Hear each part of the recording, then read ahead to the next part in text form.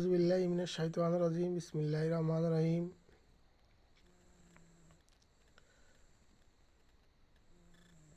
দেশের বর্তমান প্রেক্ষাপটের আলোকে দেশের মানুষ হতাশাগ্রস্ত জীবনযাপন করতেছে।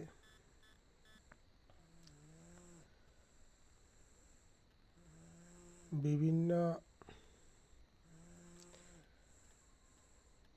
শিক্ষা প্রতিষ্ঠানে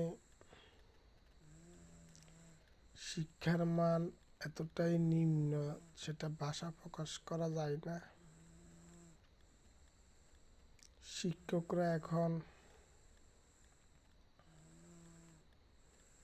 মাদক সেবনের মতো জঘন্য অপরাধ সহ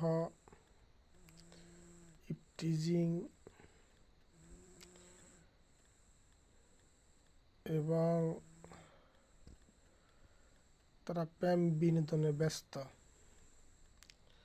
এই বছর ঝরে পড়া অত্যন্ত বেশি।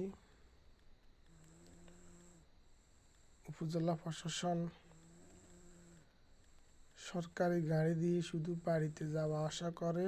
উপজেলা শিক্ষা অফিস, প্রাথমিক জেলা শিক্ষা অফিস, সরকার কোটি টাকার গাড়ি দিয়েছে তাদেরকে বিভিন্ন স্কুল পর্যবেক্ষণ করার জন্য, কিন্তু এই গাড়ি এখন তাদের পার্সোনাল বাপদাদার সম্পদে পরিণত হয়েছে।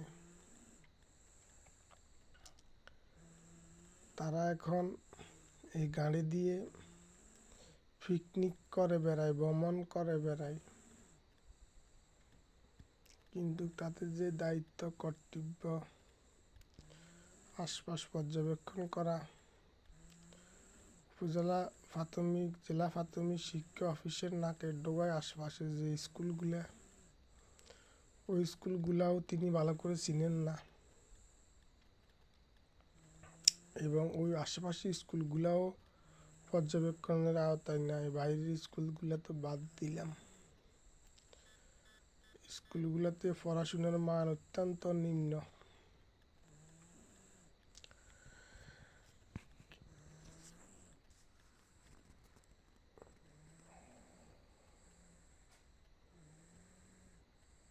কে শুনে কার কথা?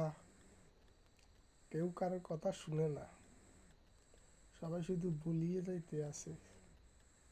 কে শুনে কার কথা?